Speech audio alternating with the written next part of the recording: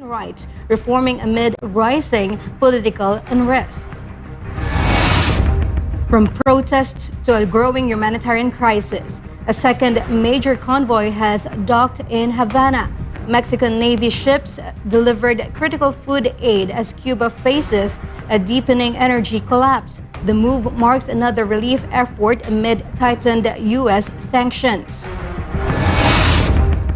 As global tensions rise, Vietnam is moving ahead on tech regulation. The country implemented Southeast Asia's first standalone AI law, adopting a strict risk-based framework to balance innovation and oversight. Back home, lawmakers are urging protection for Filipinos caught in the Middle East crossfire. Senators called for contingency and evacuation plans for OFWs as security conditions worsen. And finally, a long-standing tradition of inclusion is inspiring local businesses. An iconic candle brand marked over 20 years of hiring persons with disabilities, proving compassion and commerce can go hand in hand.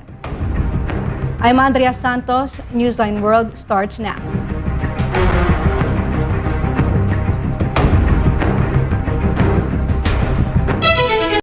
In the Middle East has descended into a state of total war following a joint U.S.-Israeli aerial campaign that killed Iran's supreme leader, Ayatollah Ali Khamenei. The strikes on central Tehran has triggered a massive wave of Iranian retaliation against Israeli cities and U.S. assets across the Persian Gulf, leaving casualties on all sides.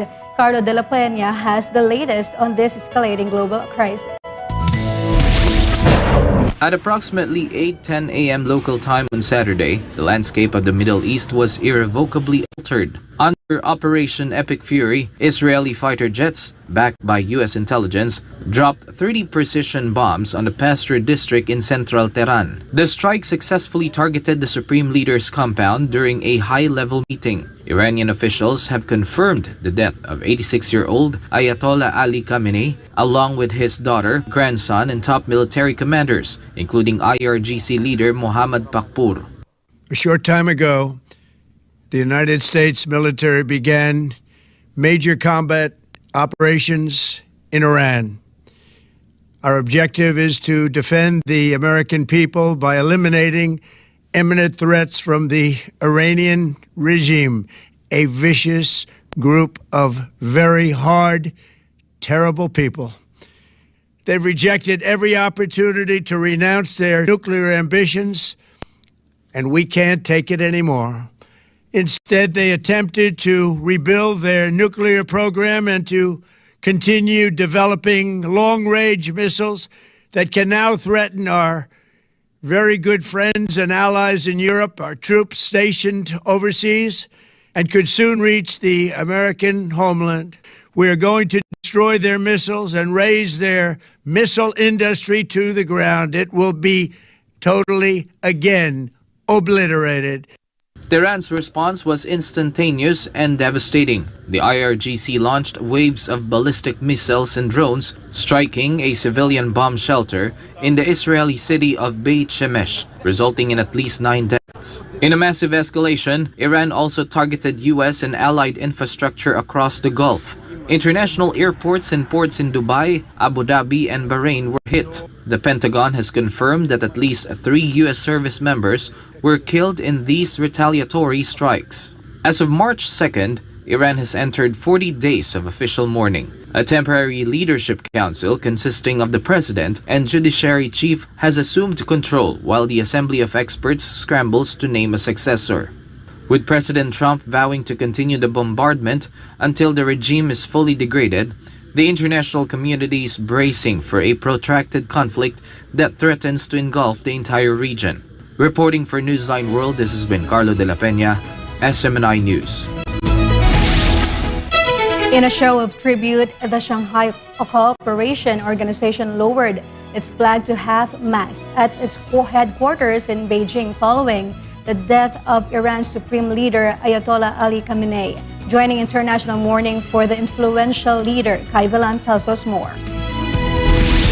The Shanghai Cooperation Organization has lowered its flag to half-mast at its headquarters in Beijing as a sign of mourning following the death of Iran's Supreme Leader Ayatollah Ali Khamenei.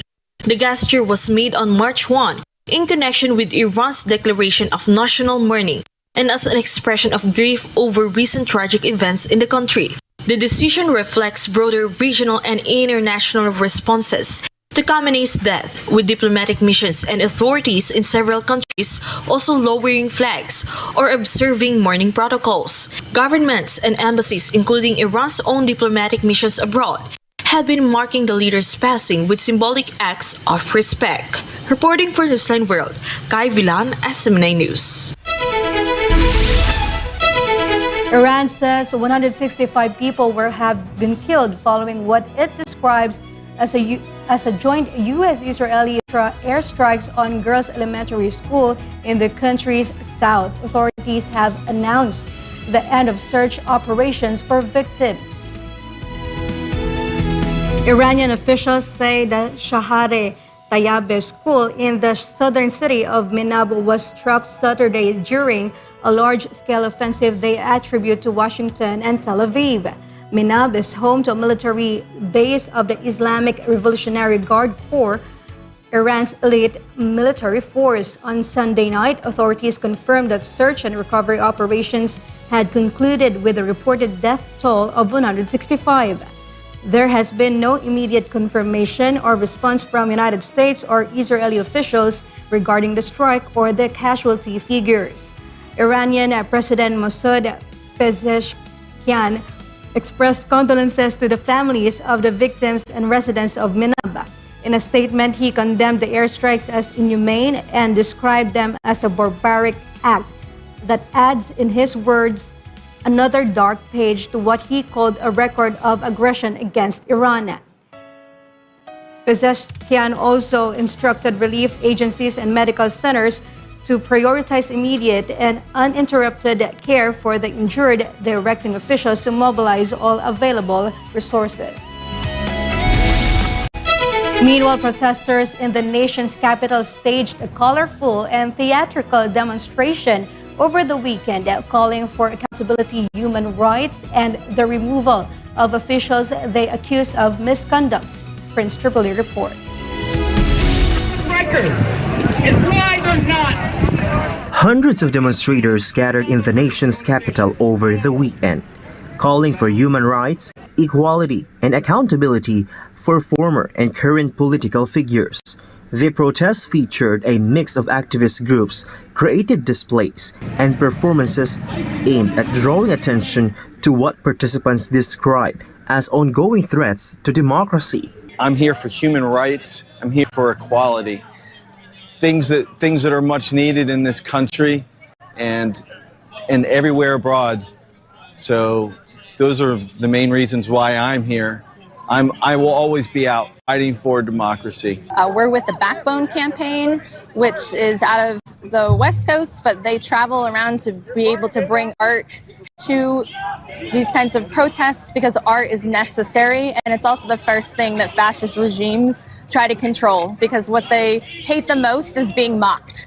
So we're here to make sure that they're visible, and they're visible for the crimes they've committed. Austin, a member of Fayetteville Resistance Coalition, outlined the protesters' goals, saying, "We're here to impeach, convict, and remove Donald Trump, Pam Bondi, Pete Hegseth, and Kristi Noem. Yesterday, we lobbied impeachment at the congressional offices yesterday, and then today we're going to actually march towards the Washington Monument. The list of grievances with this administration are too many to list, but essentially that's our ultimate goal, is to have some accountability and have individuals impeached, convict, and removed from office."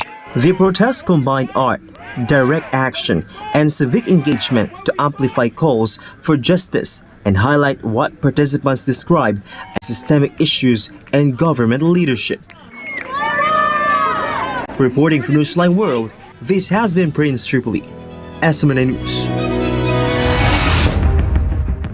In the Philippines, lawmakers are urging protection for Filipino caught in the Middle East crossfire. Senators called for contingency and evacuation plans for OFWs as security conditions worsen.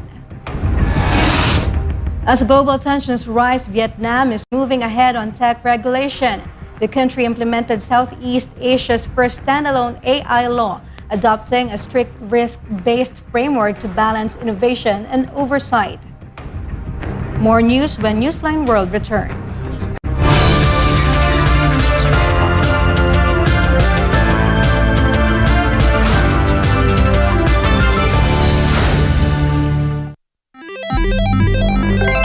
Isang pindot lang, pwede kang maka-jackpot. Mukhang masaya at easy money lang. Sa murang halaga, pwede ka na tumaya sa online gambling at e-casino apps. Mayroong sabong, slot machines, mahjong, poker at iba pa. Kailangan mo lang ng smartphone, e-wallet at internet. Pero ang aliw na ito, unti-unting nagiging bitag para sa mga Pilipino. Lalo na kung ang paborito mong artista o influencer ang mukha ng app. Mas madaling makaengganyo, diba? Parang safe naman kasi may kilalang mukha. Pero sa likod ng ngiti, sugal pa rin ang itinutulak. At syempre, mas madali ring itago ang pagkalulong sa bisyong ito. Walang pisikal na kasino o pasugalan, walang kaharap, walang accountability, kaya't mas lumalala ang adiksyon. Dagdag pa rito, maraming online gambling apps at walang regulasyon. Sa likod ng mga makukulay na interface at papremyo, nakatago ang problemang bumabalot ngayon sa bansa. Ang pagkalulong ng maraming Pilipino sa online gambling. Pwede maglaro kahit saan, kahit kailan, kahit sino, bata man o matanda, pwedeng malulong. Ayon sa mga eksperto, ang pagkakalulong sa online gambling ay nagdudulot ng matinding stress at anxiety, pagkakabaon sa utang, pagkawasak ng pamilya, pagkawala ng tiwala sa sarili. At tulad ng ibang bisyo, may mga senyales ito tulad ng hindi makapagpigil kahit walang pera, palihim na tumataya, pagpapabaya sa trabaho, pamilya o sarili. Sa bawat taya, may mga taong tunay na kumikita, mga malalaking negosyante at investors na negosyo ang bisyo ng masa. Para sa kanila, perang pumapasok lang ito, pero para sa ordinaryong Pilipino, kabuhayan at relasyon ang nauubos. At ang masakit, tila matagal itong nahayaan. Hindi ito naging prioridad ng mga nakaupo sa taas hanggang sa sobrang lumala at halos naapektuhan na ang buong komunidad. Ngayon, sa dami ng nalulong at sa laki ng pinsalang naidulot, sa kapalalong umugong ang mga panukalang batas para higpitan ng online gambling, gaya ng pagbabawal sa paggamit ng e-wallets para tumaya, pagtaas ng minimum bet, mas mahigpit na identity verification, pag-block ng mga illegal na gambling sites, at bawasan o ipagbawal ang mga ads na target ang kabataan. Maaari itong magmukhang laro lang, pero sa katotohanan, isa itong sugal sa kinabukasan. Ang kita na dapat sa mga pangunahing pangangailangan o ipon na uubos sa sugal. At sa mundo ng online gambling, mas madali kang matalo kaysa manalo. Huwag hayaang sugal ang magdikta sa iyong buhay. Isang paalala mula sa SMNI.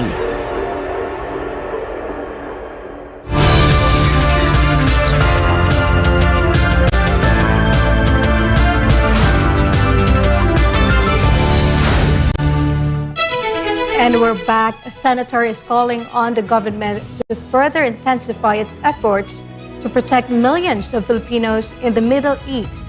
This follows a series of airstrikes and missile exchanges. Sheena Torno reports. Simple advisories are not enough for the more than 2.2 million Filipinos in the Middle East. This was stressed by Senator Cheese Escudero amid escalating tensions between the forces of the United States and Israel against Iran. According to Escudero, more than 1,000 Filipinos in Iran may have already been affected by the recent airstrikes. The senator emphasized that given the large number of Filipinos in the region, the government must respond swiftly and proactively.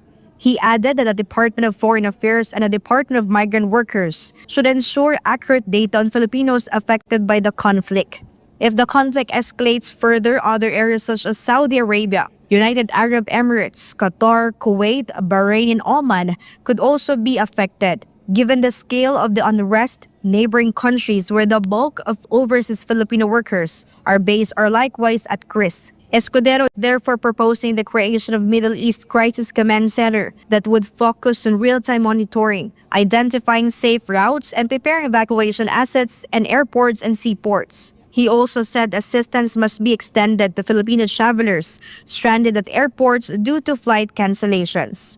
For God and for my beloved Philippines, This has been Sheena Torno, SMNI News. Meanwhile, amid escalating tensions and a series of attacks in the Middle East, several senators have urged the government to put in place clear contingency measures, including possible evacuation and adequate assistance for overseas Filipino workers in affected countries. Kai Villan reports. Several senators called for immediate and intensified government action to ensure the safety of overseas Filipino workers in the Middle East following the large-scale attacks by the United States and Israel on Iran and the rising tensions in the region. Senator Erwin Tulfo, chairman of the Senate Committee on Foreign Relations, urged the Department of Migrant Workers and the Overseas Workers Welfare Administration to immediately craft a recovery plan not only for OFWs caught in the conflict, but also for those who were set to leave for the Middle East whose deployment was delayed due to the crisis. He said many of them came from the provinces and had already spent substantial amounts on medical exams, documentation, and other requirements. He also proposed the use of the 2 billion peso agarang kalinga at saklolo para sa mga OFW na nangangailangan o action fund to provide immediate financial and mental health support to affected workers. He added that his office continues to coordinate with the Department of Foreign Affairs and the DMW regarding possible repatriation for those who wish to return home. Senator Christopher Bongo also expressed concern and urged OFWs to remain vigilant and stay in contact with the Philippine embassies and consulates. He called on government agencies to be prepared for immediate evacuation and repatriation if necessary, as well as to provide reintegration programs for those returning to the country. Senator Sherwin Gatchalian, chairman of the Senate Committee on Finance, echoed the call, saying the government must be ready for the repatriation of OFWs and utilize the Action Fund for immediate assistance. He also urged the Land Transportation Regulatory and Franchising Board to prepare for the possible implementation of the Pantawid Pasada program should fuel prices increase. In a Facebook post, Senator Robin Hood Padilla questioned the government's preparedness. He noted that the United States and Israel had been preparing for weeks for their attack on Iran and asked whether the government had adequately prepared for the safety and evacuation of Filipino workers. Meanwhile, Senator Rafi Tulfo, chairperson of the Senate Committee on Migrant Workers and Public Services, immediately convened an emergency meeting with concerned government agencies to discuss the worsening situation in the Middle East. The agencies are expected to submit a report on their actions and coordination with the Philippine embassies and consulates in the region. Reporting for Newsline World, Kai Villan, SMNI News. The Armed Forces of the Philippines says it is prepared to evacuate overseas Filipino workers in the Middle East if ordered by the government. The statement comes as tensions escalate following missile exchanges involving Iran, the United States, and Israel. Almar Forsuelo has the news. Amid escalating tensions in the region, the Armed Forces of the Philippines, or AFPs, is now on full alert to ensure the safety of Filipinos. Iranian Red Crescent reports that a series of airstrikes across 24 provinces has left more than 200 people dead, 201 confirmed fatalities, and 747 others injured. Due to the threat of wider conflict, the AFP is coordinating with the Department of National Defense, or DND, and the Department of Migrant Workers, or DMW, to monitor the situation of affected Filipinos. In a statement, AFP spokesperson Colonel Francel Margaret Padilla said the war tensions remain concentrated in the Middle East region and that there is no verified direct threat to Philippine territory or to Filipinos within the country. She added that the AFP remains on standby to support the national government's response. Once directed, the military is ready to assist in evacuation and repatriation operations for Filipinos in affected areas. The AFP also assured the contingency measures are already in place to ensure swift and coordinated action. Meanwhile, the AFP urged the public to remain vigilant and refrain from spreading misinformation to prevent unnecessary alarm over the situation. Authorities say they will continue to monitor developments closely as tensions in the Middle East remain volatile. Reporter for Newsline World, Almar Forsuelo, SMNI News. Vietnam has formally implemented its law on artificial intelligence, becoming the first country in Southeast Asia with a standalone AI framework The measure, which took effect March 1, adopts a strict risk-based system designed to balance innovation with oversight. Faith Agustin reports. Vietnam entered a new phase of digital governance on March 1 as Law No. 134 took effect. Passed last year, it consolidates previously fragmented AI regulations into a single national framework. Modeled after the European Union's AI Act, the law classifies AI systems into 4 risk levels. Unacceptable risk tools, including social scoring and manipulative technologies, are banned. High-risk systems in healthcare, finance, and law enforcement must undergo mandatory assessments and be registered in a national AI database. The measure also establishes role-based accountability. Foreign firms offering high-risk AI in Vietnam must set up a local legal entity. Any serious incident affecting national security or public health must be reported through a national one-stop AI portal. To avoid slowing innovation, the government introduced support mechanisms, including regulatory sandboxes, a national AI development fund, and computing vouchers to help local firms train large language models. The AI law complements Vietnam's digital technology industry law and its personal data protection standards. Officials say the framework aims to attract high-quality investment while protecting the rights of nearly 100 million citizens. This has been Faith Agustin, your citizen correspondent, reporting for Newsline World. When we return, a second major convoy has docked in Havana. Mexican Navy ships delivered critical food aid as Cuba faces a deepening energy collapse. The move marks another relief effort amid tightened United States sanctions. A long-standing tradition of inclusion is inspiring local businesses. An iconic candle brand marked over 20 years of hiring persons with disabilities, proving compassion and commerce can go hand in hand. More news after the break.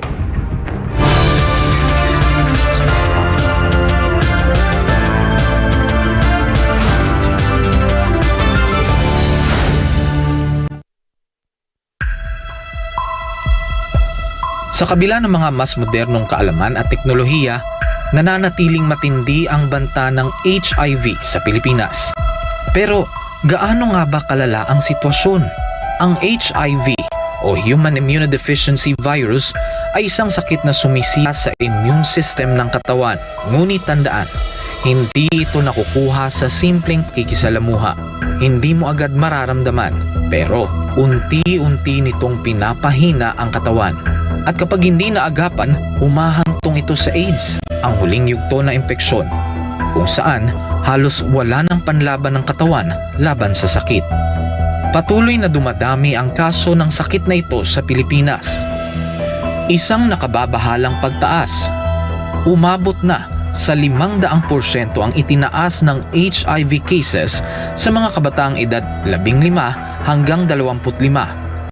Ayon mismo sa Department of Health, 56 na bagong kaso ang naitatala kada araw sa bansa mula Enero hanggang Marso 2025. At ang pinakamatinding apektado, ang kalalakihan at kabataang Pilipino.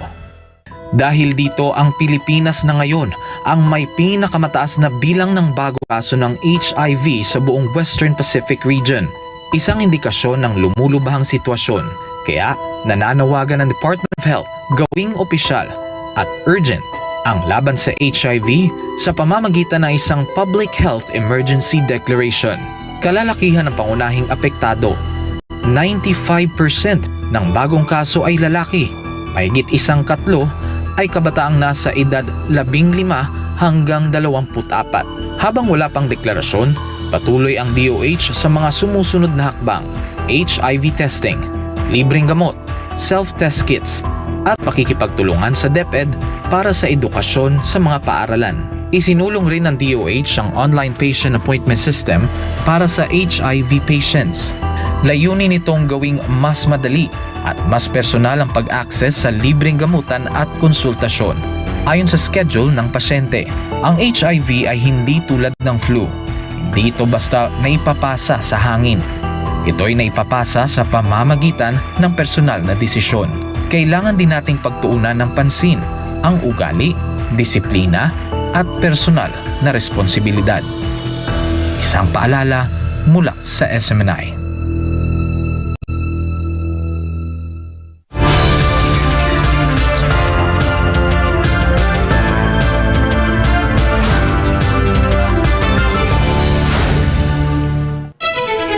An 800-meter flyover designed to ease traffic congestion in Davao City is now open to the public. The Department of Public Works and Highways says the project is expected to significantly improve traffic flow along a key highway corridor. MJ Mondejar reports.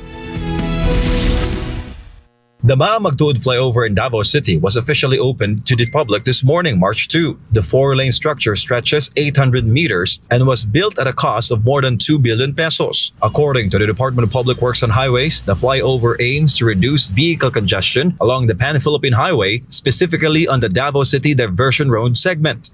Ako gid kayo siya og difference no kumpara atong ongoing pa atong proyekto. Kung nakita ninyo ganina katong unang bugso sa mga sakyanan, that's already 10 minutes worth of traffic sa pagtabok pa lang nila no from the Bangkal side to the Buhangin side. So nakita ninyo sa kapaspas ganina ang dagan sa kapaspas ang flow sa traffic padulong diri sa north. Sa tanan abre na gyud at last ang ato ang Magtuod flyover. So doon ay mga rules and regulations na giset ang City Transport and Traffic Management Office. Sundon lang nato. Kunya sundon pod nato ang speed limit diri sa diversion road o sa tibok syudad na lang pod in general. Wala nang delay, wala nang bumper to bumper. Talagang nakakatulong talaga, lalo na sa mga estudyante, nagtatrabaho, sa mga motorista na nagbiyahe talaga. Napakalaking tulong nitong proyektong ito. Di ba, napapansin natin ngayon, simula sa seconds pa lang, minutes pa lang bago siya nag-open. So malaking ginhawa dito sa baba. Construction of the Magtuod flyover began in 2020. Its completion was delayed due to right-of-way issues and funding constraints, which is why it was only fully opened for public use this year. With the completion of this huge project, the DPWH Davao will now focus on the road restorations on both the south and northbound lanes, with concreting projects coming up ahead. For Galvin of Philippines, MJ Mondejar, SMNI News. Meanwhile, a second major convoy of humanitarian assistance from Mexico has docked in Havana, bringing critical food supplies to an island grappling with systemic energy collapse. The shipment, carried by Mexican Navy vessels, marks the latest effort by the Sheinbaum administration to mitigate the humanitarian impact of strengthened U.S. sanctions. Carla Abellana has the details. Mexican Navy logistics ships Papalopan and Huasteco docked in Havana early Saturday with nearly 1,200 tons of humanitarian food aid for Cuba, including large quantities of beans and powdered milk. Much of the cargo was donated by civil society groups in Mexico City after a massive public collection drive. This marks Mexico's second major food shipment in recent weeks, following an earlier delivery of more than 800 tons of groceries and hygiene products. Cuba has been hit by widespread blackouts and transport disruptions, which officials link to tightened U.S. sanctions and restrictions on oil imports. Havana describes the situation as an energy blockade.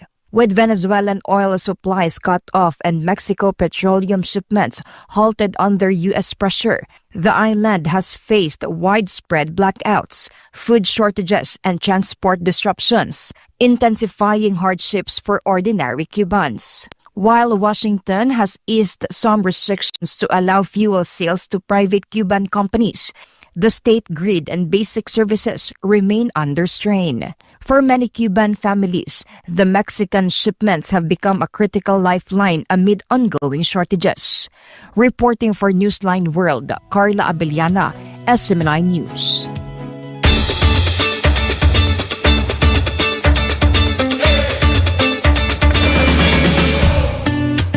An iconic candle brand founded in 1991 has been proudly hiring employees with disabilities for over 20 years, inspiring many with its commitment to inclusivity. The company has built an inclusive work environment where employees are valued, treated with respect, and free from quotas or excessive work demands. Joy Davao has the story. For over 20 years, Cheerful Giver has been a strong advocate for inclusive hiring, making a significant impact by offering employment opportunities to individuals with disabilities. Founded in 1991 as Cheerful Giver, the company is best known for its premium candles and fragrances. However, it has also earned recognition for its ongoing commitment to fostering a diverse and supportive workplace. This long-standing initiative has been made possible through the company's continued partnership with Career Opportunity Development Incorporated, or CODI, a non-profit organization that specializes in helping people with disabilities secure meaningful employment. By collaborating with CODI, Yankee Candle is not only providing jobs to individuals who might otherwise face barriers, but is also creating an environment where they can thrive and succeed. The company's owner has repeatedly emphasized that employees with disabilities are truly the heart of the operation. These individuals are integrated into all aspects of the business and are treated with compassion, respect, and dignity. The company's unique approach stands apart from traditional corporate settings, as there are no quotas or pressure to meet rigid targets. Employees are encouraged to work at their own pace and are never asked to go beyond their abilities. Ensuring their well-being is always prioritized. Its inclusive hiring initiative has garnered widespread praise from both local communities and disability advocacy groups, highlighting how businesses can be successful while also creating more accessible and supportive environments. As the company grows, it is clear that inclusivity will remain a core value, lighting the way for a more accessible and supportive workplace for years to come. This has been Joy Davao, your global citizen correspondent reporting for Newsline World.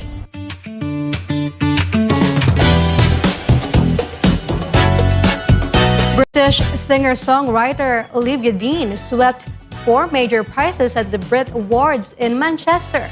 While in Los Angeles, the owners of Marilyn Monroe's former home filed a legal complaint after being blocked with demolishing the property. Stella Maris has all the buzz. Olivia Dean dominated this year's Brit Awards, taking home 4 major honors at the United Kingdom's biggest night in music. The ceremony was held for the first time in Manchester, Northwest England, at the city's Co-op Live Arena. The 26-year-old capped off a breakthrough year after topping charts in the UK and internationally with her hit single, Man I Need, and her critically acclaimed album, The Art of Loving. Dean emerged as the biggest winner of the night, outshining a host of leading artists in a star-studded celebration of British music. Her multiple wins further cement her status as one of the UK's most influential and fast-rising talents in the global music scene. In Los Angeles, a legal dispute is unfolding over the former home of Hollywood legend Marilyn Monroe. Real estate heiress Bryna Milstein and her husband, film producer Roy Bank, have filed an updated legal complaint against the city of Los Angeles, accusing officials of violating their constitutional rights by blocking plans to demolish their $8.35 million property. The couple argued that the city unlawfully prevented them from tearing down the home, which was once owned by Hollywood icon Marilyn Monroe. Monroe owned the Los Angeles residence for just 6 months before her death in 1962. The screen legend was 36-year-old when she died from a drug overdose at the property, a case that has remained one of Hollywood's most talked about tragedies. The legal dispute now centers on historic preservation concerns, with city officials moving to protect the property due to its cultural significance, while the homeowners insist their rights as private property owners have been infringed. This has been Stella Maris, your citizen correspondent, bringing you the latest showbuzz.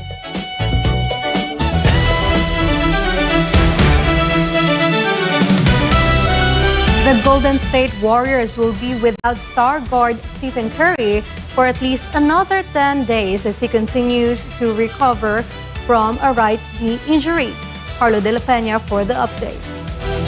Golden State Warriors Stephen Curry is making progress but will be re-evaluated in 10 days due to ongoing patellofemoral pain syndrome. That timeline means the four-time NBA champion is expected to miss at least 5 additional games. The two-time NBA Most Valuable Player has already been sidelined for the Warriors' last 10 matchups. He has not played since January 30, when he exited a game against the Detroit Pistons early because of knee discomfort. Patellofemoral pain syndrome, often referred to as runner's knee, causes pain in the front of the knee or around the kneecap.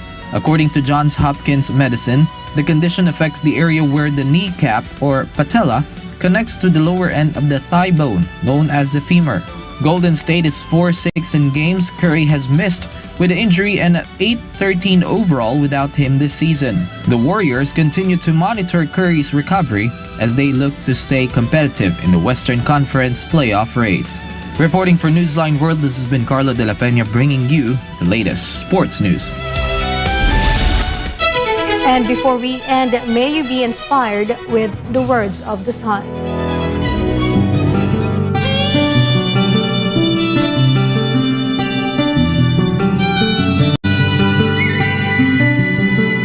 Guard your mind, soul, and heart, that they will remain upright in the sight of God.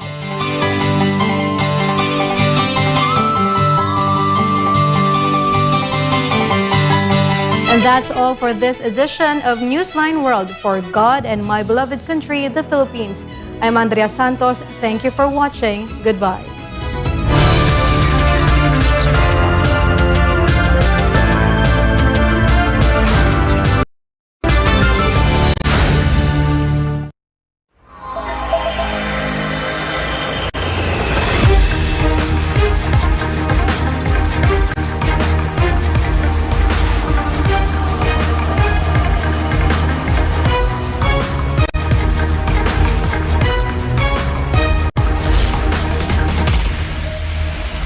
This is SMNI News Channel. Truth that matters.